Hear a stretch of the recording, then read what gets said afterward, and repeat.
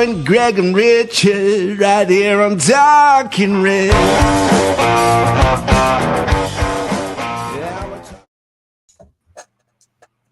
Hello and welcome to Talking Reds, a Nottingham Forest podcast.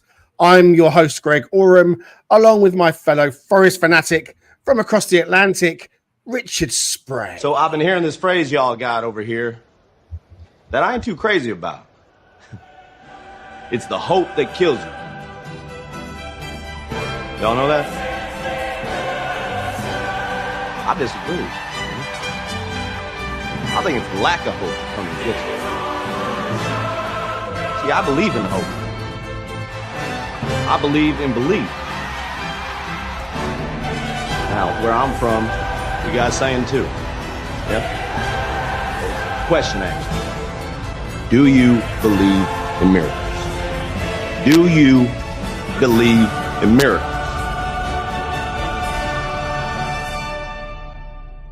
Well, we are the club of miracles, as I've always said. And it might be the only chance we get to play the Champions League music. Look, we're not in yet, but we could be. So it's all about belief and hoping for that miracle. Richard Spray, how are you this morning, sir? Yeah, I'm doing great. Yeah. Hey, it's a nice way to start the pod with a little Ted Lasso, with a little believe, right? So, and the nephew, Jason Sudeikis, nephew of the unfortunately late George Wendt from Cheers. So rest in peace, George Wendt. Bless you, Jason Sudeikis, for that great quote and for a great show. Awesome. It all comes down to this. When the fixtures came out for this season, a home tie against Chelsea on the final day had all the hallmarks of a Forest must-win in order to preserve Premier League status again for the fourth time.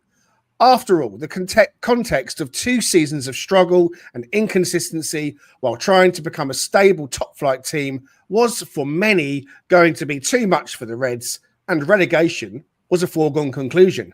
Now, us optimists here at Talking Reds had pinned hopes on the mighty heights of 12th as a possible league position in this third season.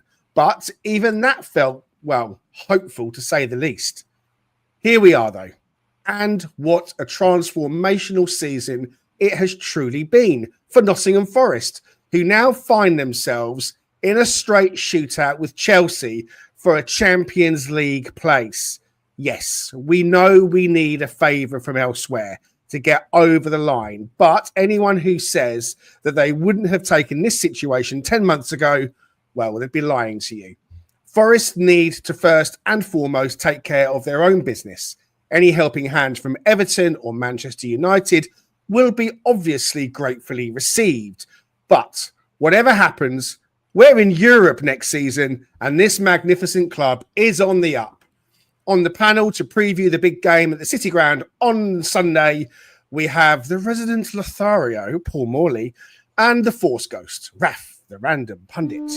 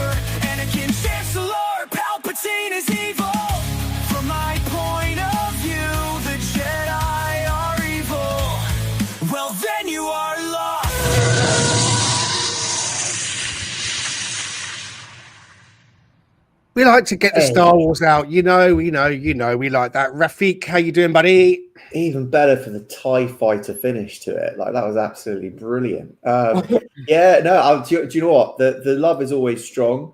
I'm into Andor at the moment, so it resonates even more at the moment. But I'm on cloud 9 after the Europa League final last night and the demise of a over-entitled giant, the final nail in the coffin.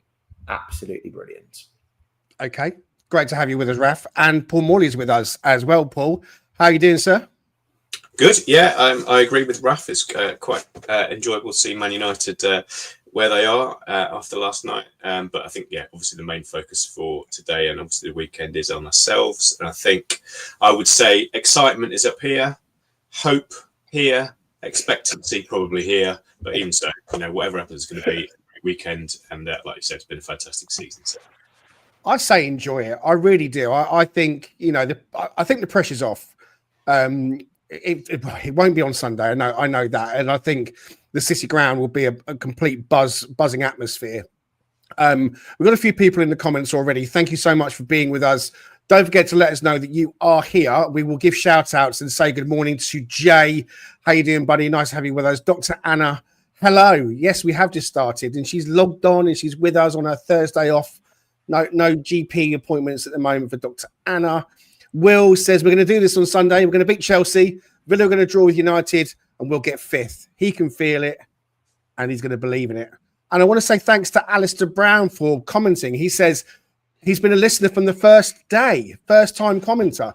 Great work throughout the season, guys. Love the pod. That's really lovely to read and hear, Alistair. Thank you for sticking with us through our first year. We have just gone past the first-year anniversary, and we're looking forward to season 2 and bringing you a whole lot more of Forest content. We'll try and mix it up and shake it up and do whatever we can to make it as interesting as possible for you. So thanks for watching, all of you, and thanks for liking and subscribing. We know that... Go ahead and hit like and subscribe to be sure not to miss any future episodes from Talking Reds. Indeed, liking and subscribing does us a favour. Thank you for doing that as well. Okay, right. Chelsea on Sunday. Last game of the season. And throughout the season, I think Raf did it. I think maybe Dan might have said it. Richard, Paul probably as well. Other people. And I never said it once. That everyone was saying, you know what, that last game of the season is going to end up being a bit of a shootout. It's going to end up being something on that game. And I was thinking, nah, it'll all be wrapped up by then.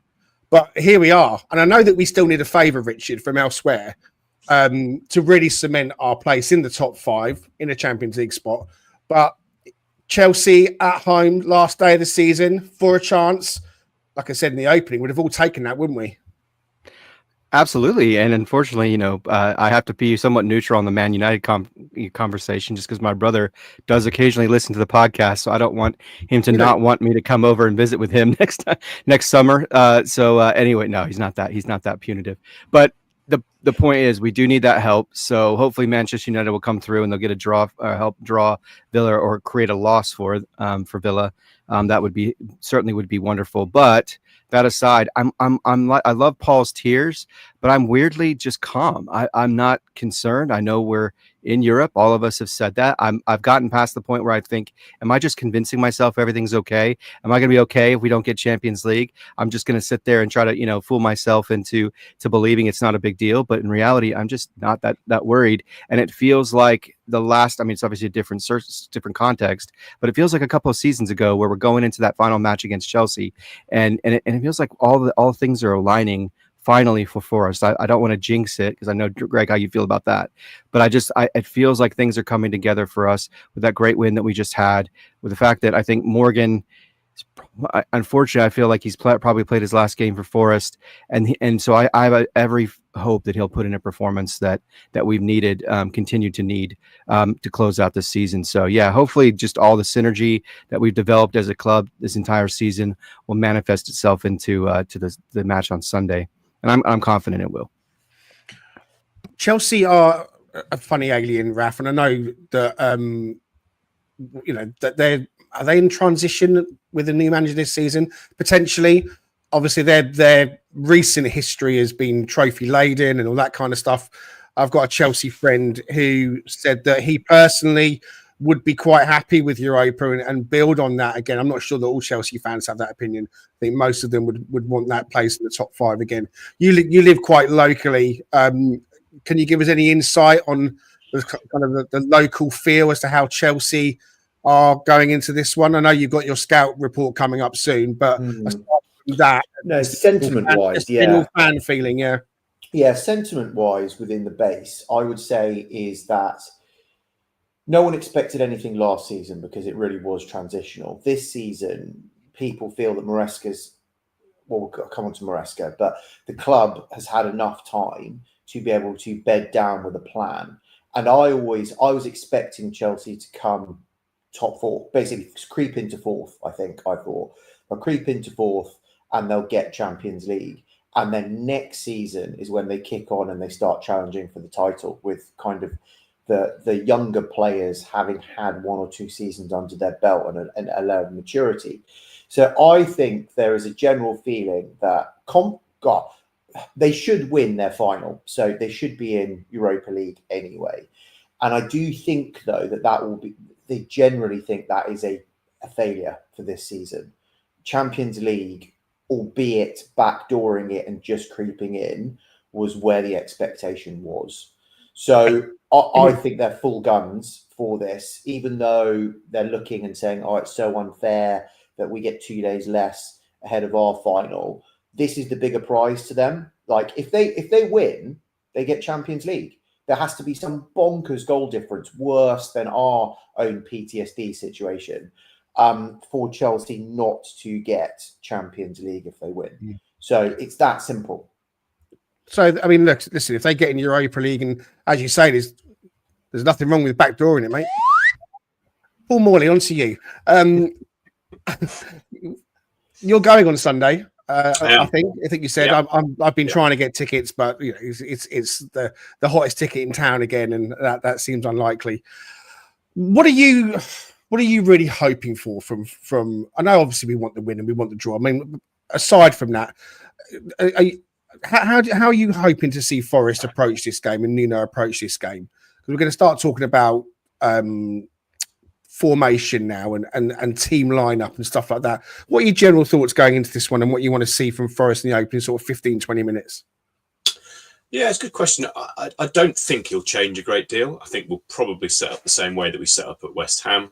I think part of that is having Callum on the bench as an option to change things up, because I think if you, and again, I don't want to jump too far ahead into the selection bit, which I'm sure we'll come on to, but I think what he's done in the last few games is, or certainly did last week with Callum being on the bench, is have that option, that change up to go to if not necessarily if needed, but just as part of the course. I think we'll see that, and whether that's in a winning situation that somebody comes on and helps us get a bit further up the pitch, or obviously if we're having to chase the game, then we've got that option.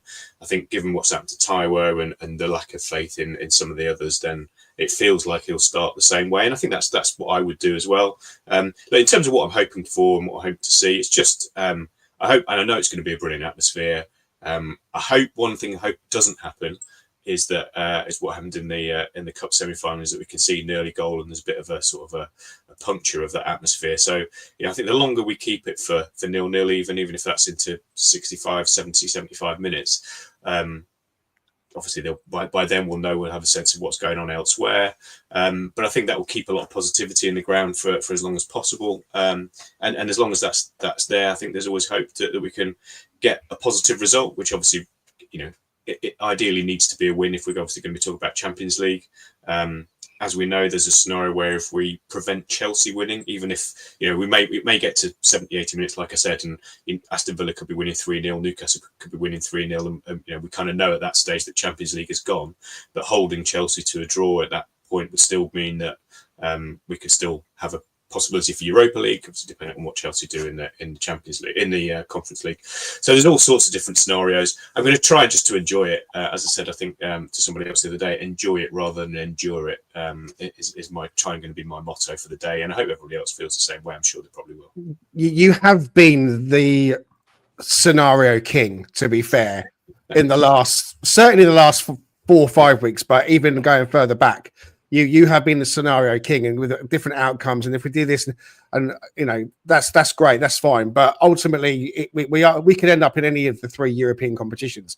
We know we're in one of them, but we don't know which one yet. I'm going to stick with you, Paul, for the moment, because you touched on team and so forth. So on the screen, I put the foot mob on, and this is how we lined up last time out when we went away at West Ham. The back four, everyone knows, it was a 3-man midfield really of Anderson, Sangaré, Dominguez, Gibbs White operating in a kind of a 10 behind the front two of Malanga and Wood. So are you saying you'd go unchanged, or do you want to see Callum coming in?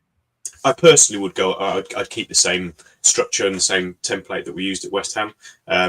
It was a bit of a hectic start from sort of both teams, wasn't it? In that first 10 minutes. But once the game settled down, I thought we tended to be in control.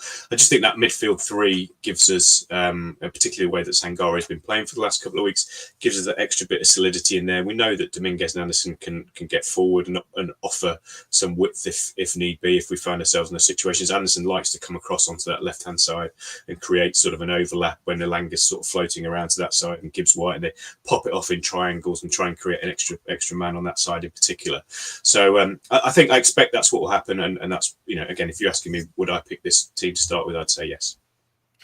Thanks very much, mate. Richard, what about you when it comes to personnel and Ibrahim Sangaré? I was impressed with him at West Ham. He's looking for the forward pass. He has that in his locker. So I liked that. I liked what he can do with the ball from that more deeper lying position. He's threading balls down the sides and through the middle. So, credit where it's due. He's come in, and like I said a few pods ago, really unexpectedly, and for me was a bit of a head scratcher. But he's come in and he's actually solidified the midfield to a certain degree. And I think he'll keep his place, and I think he rightly keeps his place. Where were you at with the team shape and Sangaré now? Yeah, it's hard to deviate from something that you've just seen work. My initial thought was we're at home.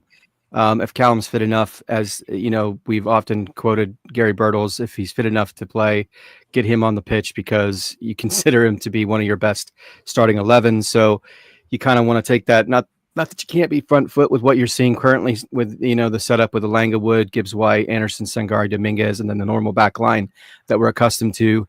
Yeah, part of me is I can see where Paul's coming from, but at the same time, I also wonder if Nuno's going to be tweaking it just slightly because he wants to have that true winger and that true wide play and that tidiness and that adeptness on the ball that he gets from Callum. Again, it all depends on what his fitness is, but he looked fine when he came off the bench in the last match. So I'm not going to deviate too much from what Paul said, but I could certainly see a case for why you'd want to start with Callum to get a little bit more aggressive on the offensive side of the play. We certainly know Elanga could do a job in terms of how he floats and how he picks matchups and is able to stress, various positions on that back line for the opposing team. But I don't know how much you could really want to try to shift from something that you've just seen function well. Again, we know Nuno's a tactician and he's going to play the matchups, but I tend to agree with Paul. I'm not going to deviate from what we're seeing currently on the screen. Okay, so I'm just going to take this off before Raf has a comment on the team, because I think one thing that Nuno will do is he'll look at the opposition. He'll look at how they line up, and that will perhaps guide him. Well, definitely will guide him as to who he's picking. So before Raf chips in on the team that he might look to go with, let's have his scout report so he can add context to the opposition that we are facing on Sunday.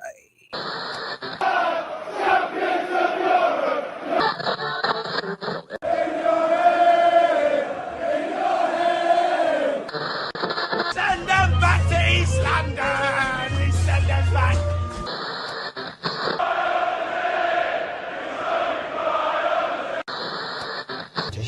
I hope anybody's not stupid enough to write us off.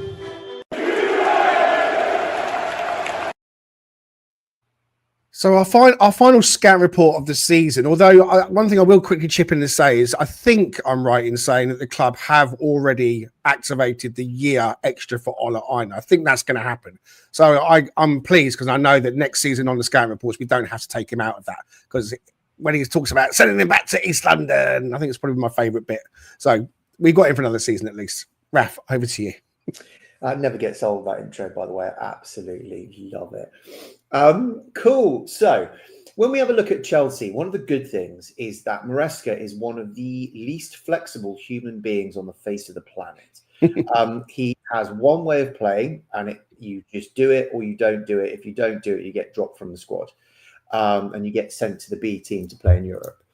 So we know what they'll line up like, and that is effectively 4 at the back, 2 in midfield, 3 that then sit behind a striker, a number 9. And they've got about 6 keepers. None of them are really good enough, if I'm super honest. But Sanchez is the one that is least error-strewn and will do what Maresca wants him to do from playing out from the back. And is the most adept at not panicking Turner-like when someone kind of advances upon them, but they need to play a lateral ball with their feet kind of situation. So Sanchez will probably be in goal. What I would say is take shots at, he's got errors in him, definitely. So just get him on edge and we will get joy. Cucurella, credit to him, he has transformed his season this season and he has inked in left back. I was one of the biggest kind of detractors, I would say, from I just didn't understand how he could be so good at Brighton and so terrible at Chelsea, even when Potter came across. But he's been really, really good. Now, Cucurella, usually across this back line, is the person that inverts, and I'll come back onto inverting in a second. Then you've got Colwell, who has definitely cemented his position. Young gun.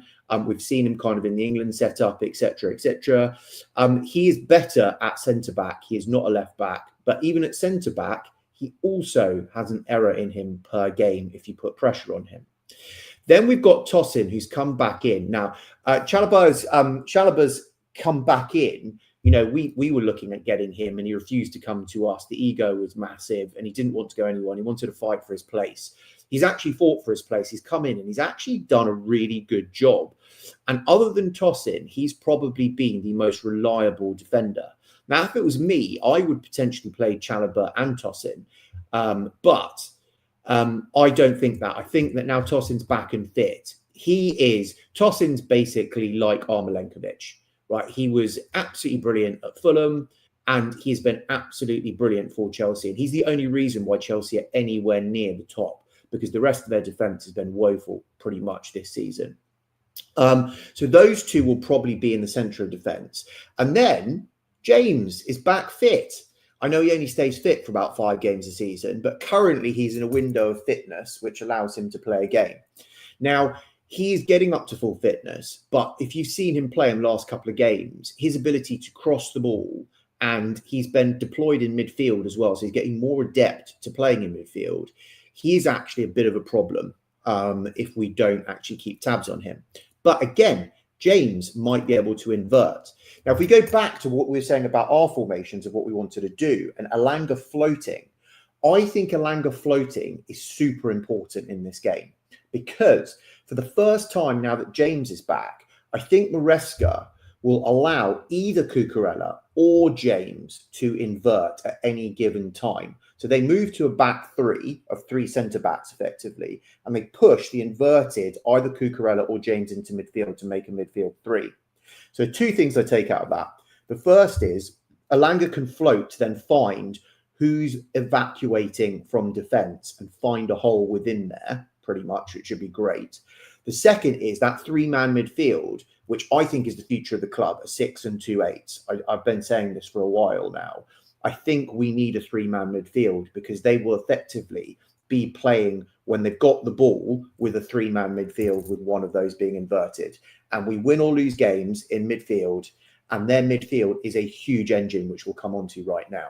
So in midfield, they're 2 midfielders, which I think is pretty much penciled in. I'll come on to the only reason why all of this might not be the case in a second. But Enzo Fernandez is in the form of his career at Chelsea at the moment. The last 6 games has suddenly just picked up. He's banging in goals. He's now got 6 goals and 7 assists, which is not massively far off Morgan, to be fair, for this season. And he's suddenly in a rich vein of form. Caicedo is pretty much my Chelsea player of the season. Palmer's really boiled off, but it's between Palmer for what he did in the first half of the season and Caicedo. Caicedo is basically the new N'Golo Kante, who was just godlike when he was playing for Chelsea. He mops up everything. If we could find a Caicedo and put him into our team as a 6, we would be totally transformed in being able to get our midfielders to flood forward. So those 2 are really the engine. Now, Lavia, for me, I don't think will play, but they have these 3 effectively midfielders that all cost near about 100 million quid each. Now, Lavia, for me, is the future of the club. He is the best of the 3. I have a feeling that Enzo might go. Now, I also worry because the rumours have started that Enzo Fernandez is wanted by Real Madrid. And off the back of that, he will be playing his heart out in this game as he's in the shop window to get that dream move for himself. So he really needs to get locked down. And we'll come on to, is Sangaré really the answer for this game or not when we get onto this? Okay, so you've got those, and I think they'll be in midfield. I think Lavia will be on the bench. Then I don't think it's up for debate who the three are that sit behind the 9. You're going to have Neto and Madueke, and they will swap over the game. So both of them can play on the left, both of them can play on the right. Madueke is usually on the right. He's been starting on the left for a few games, but they will just switch like Callum and Alanga have been doing for us when they both play. And Cole Palmer, he may not be in good form, but he will probably be right in the middle. And then you're going to have their big problem. They don't have a striker.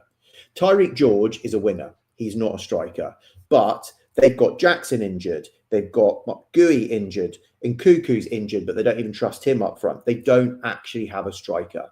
Now, they have called up this random under-21 person called Shim Moeke, and he hasn't even been lighting it up in the under-21s either. But Tyreek George is a real gem that they've got on their hands. He's unconventional. He's speedy, which is why Milenkovic is going to have to be pretty careful. We really need Murillo to be fit, because if it's Morato and Milenkovic, Tyreek George will be a real problem for them with his guile and speed, even though he is super, super young. So when we come onto the team and how good they are, even though they've had a bit of a random season, I would say, and they're kind of where we are, they've got 8 players on SofaScore that are 7+. Palmer, Enzo Fernandez, Caicedo, Chalobah, Marc Cucurella, Madueke, Neto, and the goalkeeper Sanchez, right? So they're not slouches, even though they haven't been fully clicking. But like I've gone through their injuries, so Jackson and Cuckoo and Gui, they're out. But Mudryk is banned still, and Wes Fofana's permanently injured in defence. But otherwise, they're full strength. So other than their striking department, they're pretty much back up to full strength right now. Interestingly, on Cole Palmer, ignore him at your peril, but he's really off the boil. If we go back from week 20, game week 22, which is mid-Jan, 20th of Jan, he's played 16 games. He scored 1 goal and made 3 assists in that time. He is really, really, really in a crisis of confidence. 3 assists to West Ham, Spurs and Ipswich. Not difficult. The 1 goal was against Liverpool. But the issue that we've got is even when Palmer's been off the boil, they're not terrible in their form that they're in at the moment, right? They've won 4 of their last 5 games, and they've only lost 2 of their last 12, even with Palmer not contributing whatsoever. And those 2 were against Arsenal and Newcastle. So we really write them off at our peril of what they can do to actually just churn out results, okay?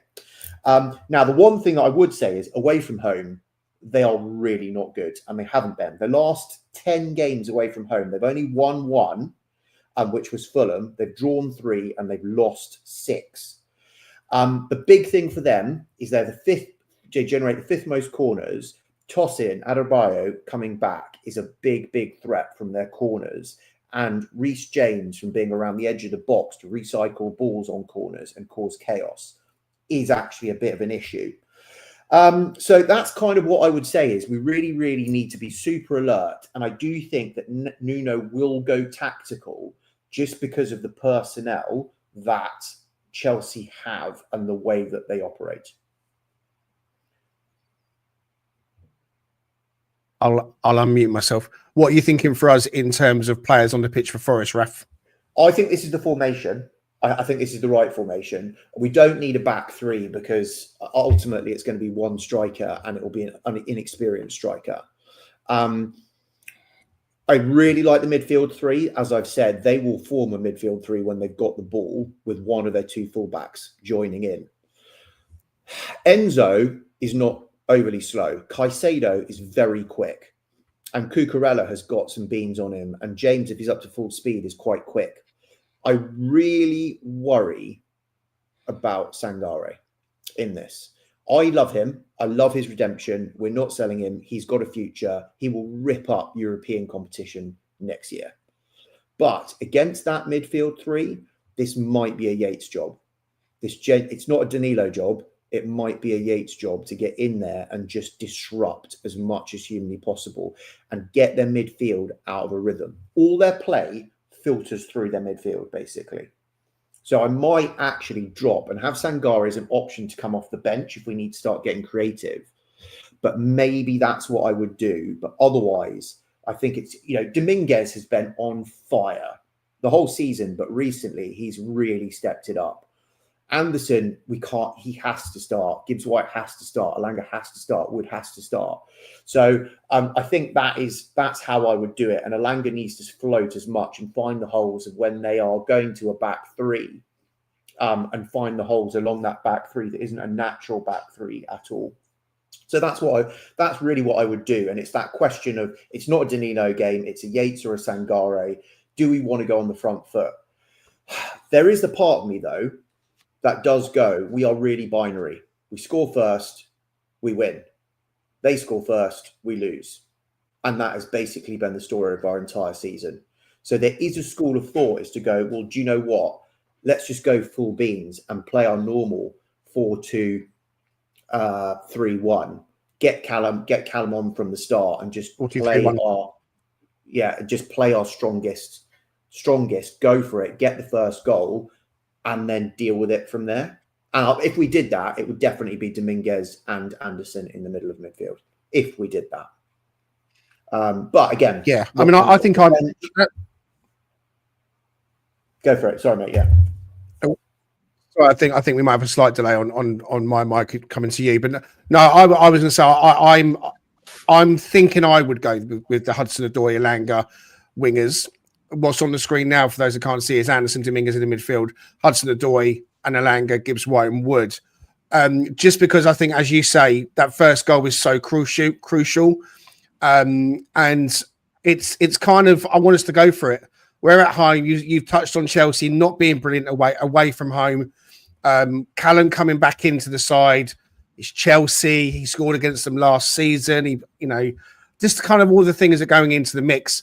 There was a comment as well that I think was quite interesting, that if Yates does play, maybe we could see Yates coming in together with Colwill to score an own goal to see us win, and how ironic that would be. Listen, you never know.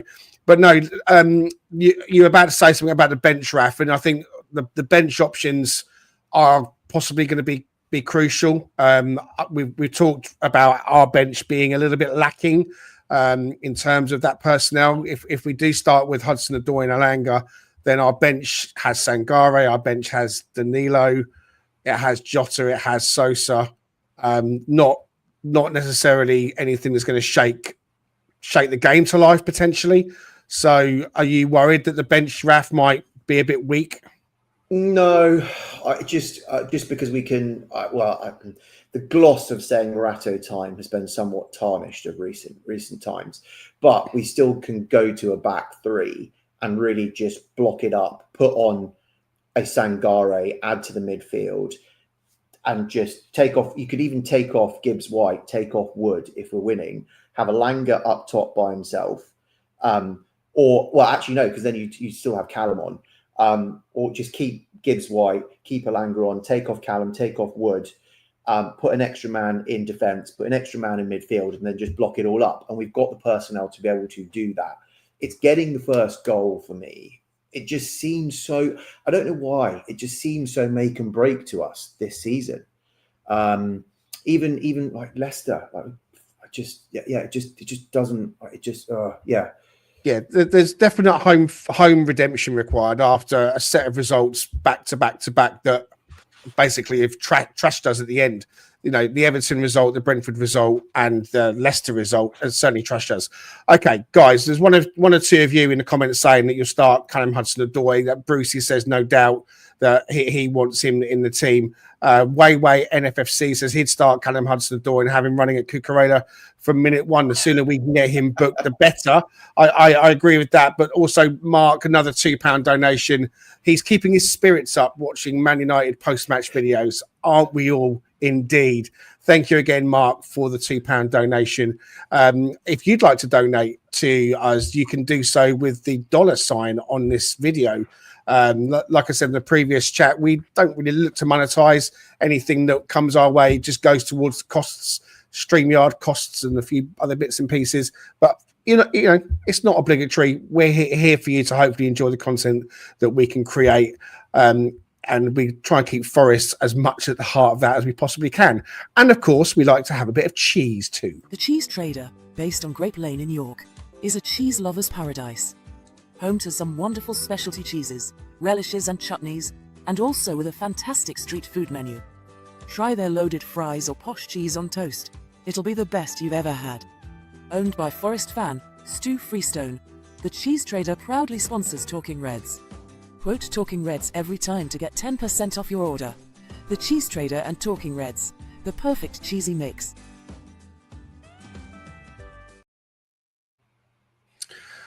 Perfect cheesy mix indeed. Okay, right. So, Richard, I'm going to come back to you because I still don't quite know where you stand on Sangaré. I know that I asked you previously and then we kind of jumped over it. And Raf has said that he's likes him and feels that he's not going to be sold, and European football next year could be a real bonus having Sangaré around. And I subscribe to that. I think he's got that up his sleeve. So do you think he stays at the club? And do you think that there has been redemption with those last sort of set of performances from him? Yeah, I think the first match we felt better about him, but I do agree he's going to be the first match that he played recently when he started. But I do believe he's going to be here. I think he's shown enough towards the latter part of the season. Clearly, whatever he's doing from a training standpoint is meeting the mark from Nuno's perspective, which is good because that's what we've long hoped for when we've seen him kind of struggle through illness and physical issues and medical issues and so on and so forth. But I definitely... Raf and I differ, and Raf's brilliant at what he does, so I'm not going to disagree too much with him. But I definitely can see there's traits that he has that are 8 sort of traits. He's got. I do believe he's still a 6. I think he's shown the ability to drift back and hold enough to where he can be effective, and that's in that way. He can move up the line a little bit, advance up the pitch a little bit when he needs to get a good pass in. Because the last match that he played, there were some passes where he was playing through. I mean, it was a 15-yard pass on the ground, and it was right at people's feet.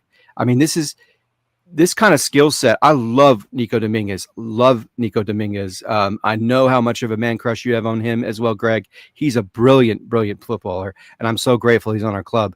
But there's a little element of his game that's lacking in terms of that he can pass, he can get a pass here and there, but Sangaré just seems to have an element of precision about him. And when you're playing that role, you're going to have to be 90+% accuracy rate on passing, right? Because you're just kind of getting and orchestrating and moving the ball around enough to get the flow of play going.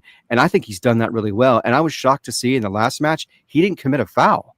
And I didn't even realize that had happened because I just assume it's happened, because that's been his issue, right? He gets turned. What I wonder about that is, and I've long said this, I know it's kind of a strange analogy, but there's something in different sports and different positions that people play where if you don't have the elite acceleration, potentially, it's about how you manage space and it's about how you take angles. And I just wonder, because I think he is an intelligent footballer. The way he passes the ball tells me he sees things in a way that I think is unique and can be very viable for our club. So why not continue to allow him to progress, continue to get effective? I mean, look, it's the last game of the season. We need to win this game, regardless. But I actually think he can do the job in this match, even though he's gone up against some opposition in the past and gotten turned. In the last 3 matches, I just don't see that as much. And I don't know what the difference is, frankly. I think it may just be getting acclimated. It may just be getting more comfortable because, look, he's playing against some pretty effective and quick midfielders when he's playing in training. So that's only going to elevate his game as well when you've got to go up against the likes of Morgan Gibbs-White and Elliot Anderson, who we know how tidy and how effective he is on the ball. Trying to manage that kind of from an opposition standpoint and getting accustomed to what you're going to see when you're facing other teams. So I definitely think there's a lot more to his game than we've even seen yet, which is exciting to think about. And he'll start the season, I believe, on as a starter in part of the starting 11, and we'll see what they bring in terms of maybe a backup, a contingency plan, whether that be kind of transitioning Danilo to that role, whether that be keeping Dominguez somewhat in that pseudo 6 role, whether that be bringing in a younger player like Mateus Fernandez or another that we're just not, going to have our eyes on yet. But yeah, I think he absolutely has to start in this match for me personally, because I think he can be disruptive, and I think he can be effective in getting the ball up the pitch into spaces where we can allow our attacking players to take advantage of that.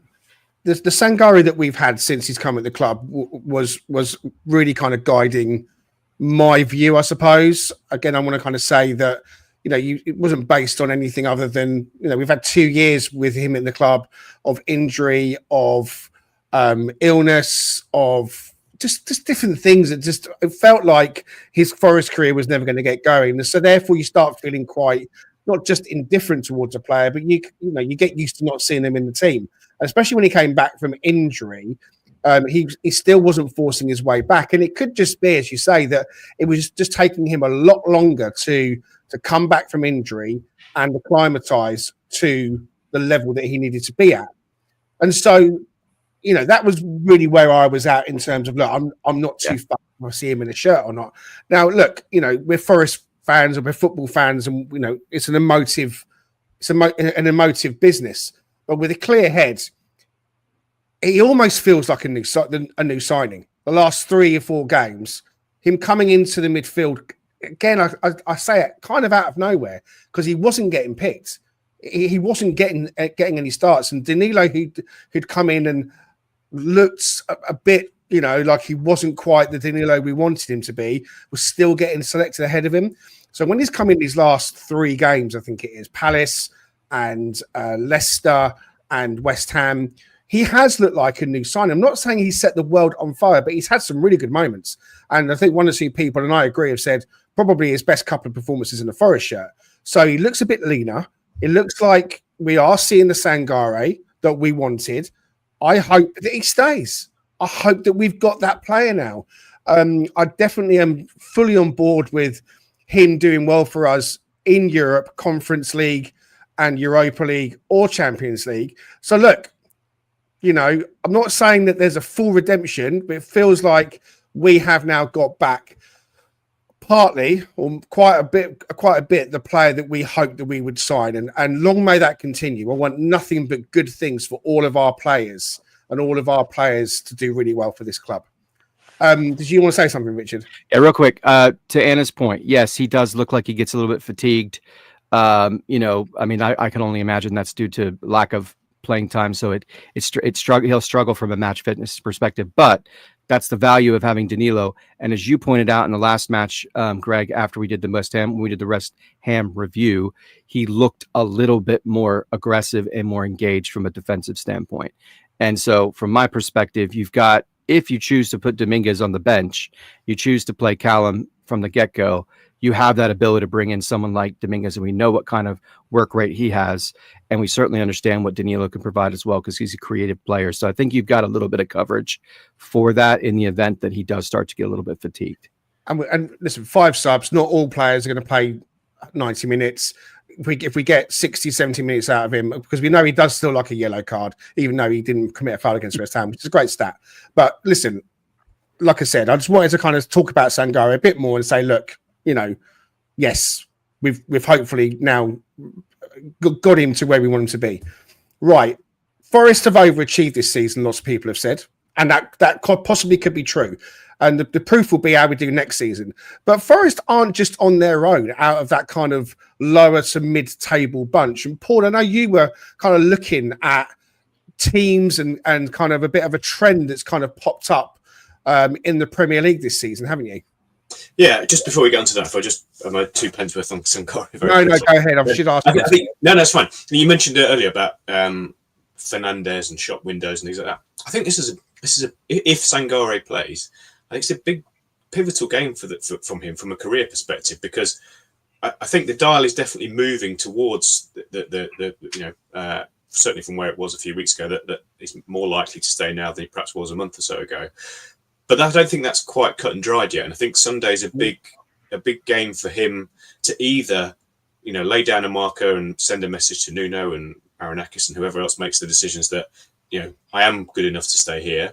Or if he does, decide, if we do decide to move him on, Sunday's a really good opportunity again for him to put himself in the shop window if his career isn't going to carry on at Forest, to remind others out there who possibly have looked at him before and maybe called interest in the last year or so, to remind people that actually there's a really good player in there. So I expect if he does play for numerous reasons, he will need to be putting in a good performance. And the other, just one quick thing, just going back to Raf's thing about Chelsea, one thing that struck me when you put those lineups on the screen is I know they've got players who've played big game experience like Fernandes and Palmer in international tournaments, things like that. They're a very young team. They don't have any senior heads in that side. And I think that, I know we've not got a huge amount. We've obviously got Sells and Wood who are over 30. I don't think they've got any players over 27, I think, in that lineup that you put there. So that's just one thing in the heat of the battle in a really big, tense game like this at the end of the season. We know that there's a few fiery players in there as well. There's definitely an opportunity to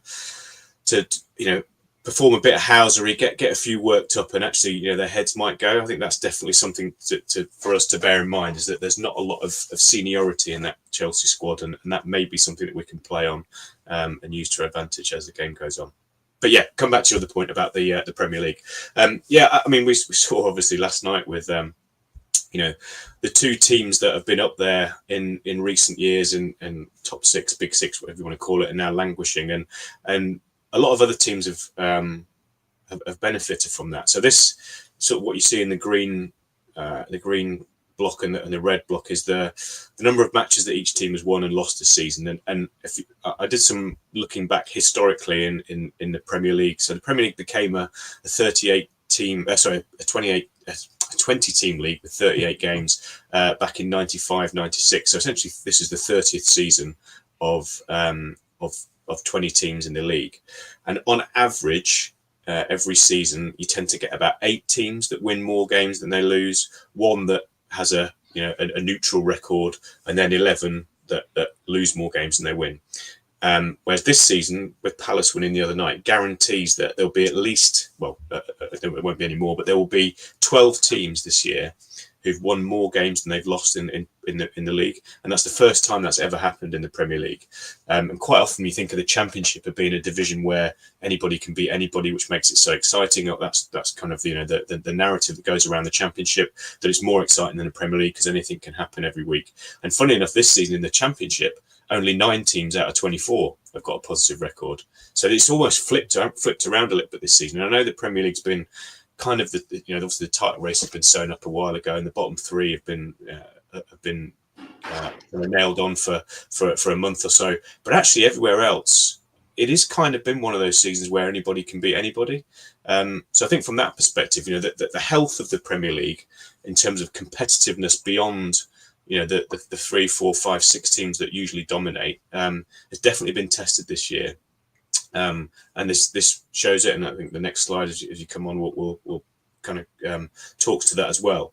This is all about points per game compared to last year, and I've sort of categorised people into either improvers, consolidators, or decliners. Now, obviously, we know that there's a tweet that I think I put out last week that incredibly got about 17,000 likes, which was that Forest are the first team in Premier League history to double their points total. I think the club kind of realised that and got on board a couple of days later. This particular chart shows us as points on pitch. Obviously, we got 32 last season after a forward deduction, but in terms of on-pitch performance, last season we averaged 0.95 points per game. This year we've been 1.76, so we've effectively increased our output by 85%.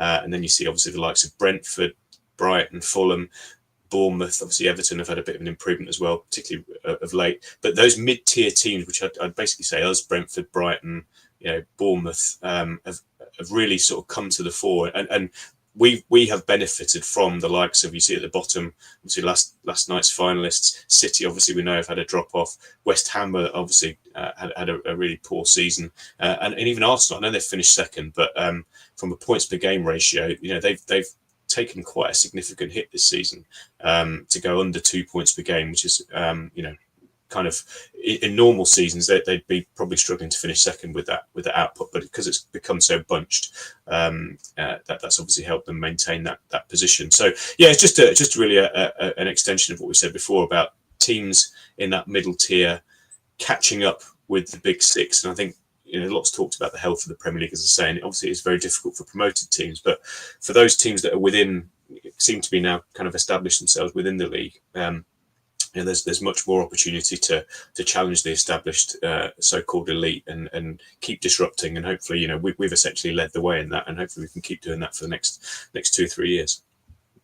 And this is more the same, I think, just in terms of change in position in the table. And it's a little bit of a difficult one, this, because obviously you look at someone like Liverpool who've gone from third to first. Obviously when you're third, there's only so many places you can move up. Obviously when you're 17th, you can obviously move up 10 places, but again, it just illustrates the fact how far we've come this season in terms of moving up 10 places in the league. And again, you look at the bottom, Spurs incredibly are going to be in the Champions League despite dropping 12 places in the league this season. But there we go. It's remarkable, really, that we might still finish in the top 5, and that jump up will be greater than 10 places. But when you double your points from the season before, as I think you said, the first team in Premier League history to actually double their points from the previous season, it's been a remarkable journey for all of us. And what we'll be doing on Talking Reds next week is we will do a season review. We'll look back on the season. We will talk about players and some individual awards as well in that episode. But what we have been doing in the last few days, following our Player of the Season episode from last week, where Richard and I and Paul and Raf and a load of other contributors all pitched their personal favourite for Player of the Season. If you haven't seen that video, please do go and watch it, because it is pretty good. But off the back of that, we put a poll out, or a few polls out on to X/Twitter. The final 3 eventually were Nikola Milenkovic, Chris Wood and Matt Sells. And it might come as no surprise, if you haven't seen it already, that the Talking Reds Player of the Season is officially Nikola Milenkovic. He took 53% of the final vote. Matt Sells 29%, Chris Wood 18%. And repeating myself when I say it quite easily could be anybody. I know other people and other groups will have done something similar. St Albans Trickies on X, which is a local Forest community to where I live. I didn't see actually who their final player was, but Milenkovic came third. I saw that in their own kind of choice, out of their own choice. So, Milenkovic takes the award for us because he's been magnificent and he is a Serbinator. But Nico Williams was close. I know Raf, you championed Nico, and Morgan Gibbs-White, he's in for the Player of the Season with the actual Premier League. He hasn't featured quite so highly in the Nottingham Forest fans' eyes. But would you say that's fair overall, Richard, having seen Milenkovic take the title? Yeah, I think the defense typically, pun intended, is that he's impact on how we're structured. I know that a lot of that has to be down to Nuno as well. But the way that we've elevated our play across that entire back line, and the fact that you have pretty much the same personnel that was there the season prior, and I think Paul's brought this point up, others have brought this point up. He's been the X factor in terms of change, and there's no question as to the impact on the set piece side of it, just by virtue of the fact that I think I've mentioned this before: 17 set piece goals that we've scored, which ties us for the record, or excuse me, not for a record, ties us for the last 2 seasons combined in terms of goals scored from a set piece. We've we're top 5. I think we may even be one. I think we're top 5. I think we're 5th in terms of set piece goals given up in the Premier League. So you just can't deny the impact of him. I mean, he may not do everything with the same flair that a Murillo does, but that's the beauty of the kinds of players that they are. They complement each other so well. He's a little bit more aggressive. He's more physical, and he's amazing how well he can disrupt people's movement and getting advancement towards the box and somehow not get a foul. So he's got a little bit of dark arts in him, like, you know, what Yates has as well, but he does it in a completely different way. And he's been absolutely amazing. I think we'll credit Greg for saying he's the best signing we've had in 25 years. And I don't know if you can completely disagree with that at this point. We'll see what next year comes too, because I have a feeling if he does something similar, his value is going to be quite substantially higher. It probably already is at this point, given what we paid for him. But my goodness, man, what a player that guy's going to be next season after having a full year in the Premier League. He's going to be absolutely incredible. I agree as well. Yeah, I've said from day one how much I like him, but he's not the only one. And Raf, you did a piece when we did our stats episodes going back to sort of December time. You looked at Matt Sells, and he's gone from strength to strength. So just a very brief word on Matt Sells, second in our poll. But as Brucey points out, the players were asked who they had as their player of the season, and it did look as though Matt Sells was receiving the most shouts from the players. He's been rather good, hasn't he, Raf?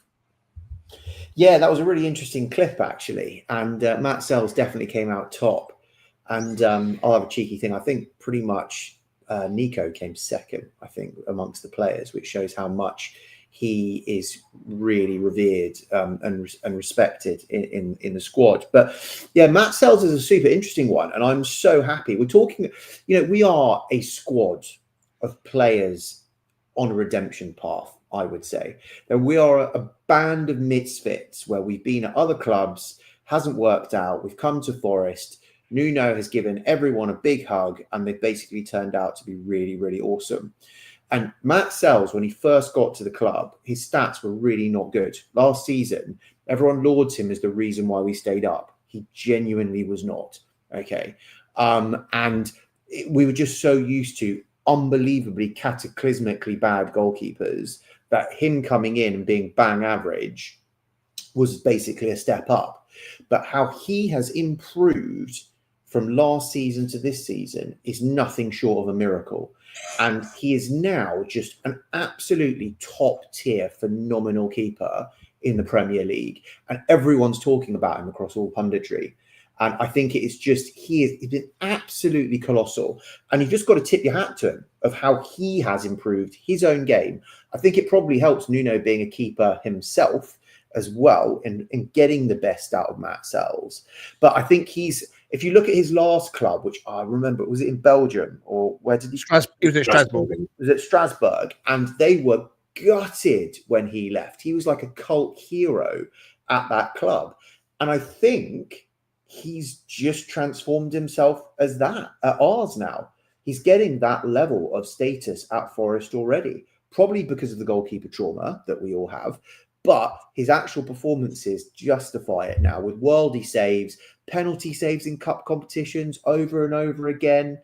The old touch of the Breeze Samba when it comes to those penalty saves. He's absolutely brilliant. Yeah, fantastic. Okay, right. We're out of time. So we're going to go around and grab score predictions for the match on Sunday. Raf, I'll quickly start with you. Give us your score prediction, please, mate. 2-1 Forest.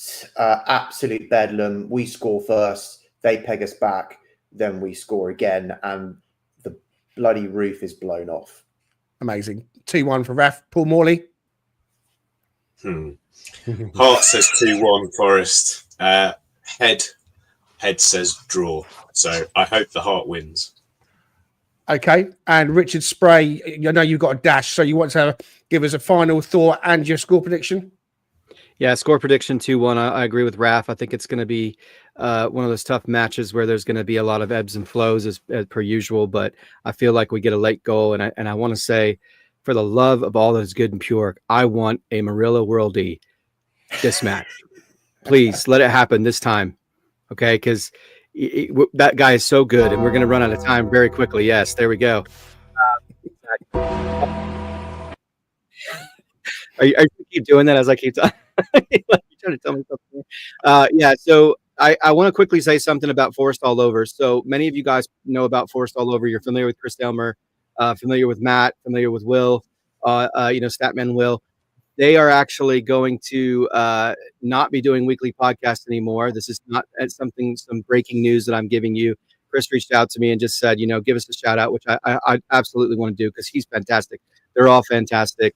He's one of the most passionate people I know. My son himself, who's 14 years old, who has a touch of sarcasm about him, he has that British wit, said that he's his favorite person to listen to on any podcast. So I don't know what that says about me and Greg, and the rest of us. But yeah, apparently Chris is his favorite. I think it's the Irish brogue. But they're going to be not going to do weekly ones anymore. Next week will be their 200th episode, and at that point, they're going to shift to, on occasion, coming back and doing a bonus episode. So just want to give a shout out to Chris and Matt and Will and all others. There's many guys on this podcast as well. Andrew Cove, Scott, and Brucey and Ross, people we've met through Forest All Over. They've done incredible work getting the fan base, energized all over the globe. And that'll continue. Chris, he'll continue to do it because it's a passion project for him. But yeah, it's a sad news because I absolutely love watching their podcast, as Greg knows. And I love Chris. He's become a good friend of mine, and he's a brilliant contributor anywhere that he shows up. Red Side of the Trend, Forest Focus, whatever the case may be. And he will be coming on our podcast to do a one with episode, which we're excited to have that. So just want to give a quick shout out to those guys. Absolutely, we echo that. Chris is a big voice in the Forest community, and Matt as well. They're kind of like the yin and yang and the chalk and cheese of Forest. And yeah, they've done great things and will continue to do great things, albeit on a more infrequent scale. And we're looking forward to having Chris come on to Talking Reds. My score prediction for Sunday, I'm saying 2-0 to Forest. I think that we get an early goal, and Chelsea come at us and we then hit them late on the break and grab a second. So 2-0 to Forest.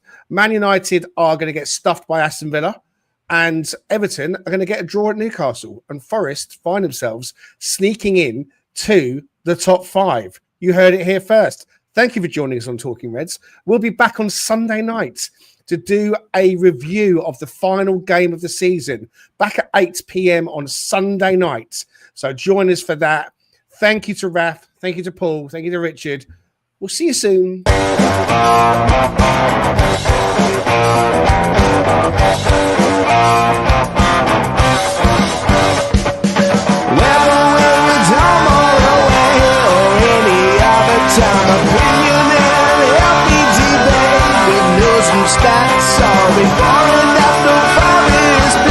Come join Greg and Richard right here on Talking Red.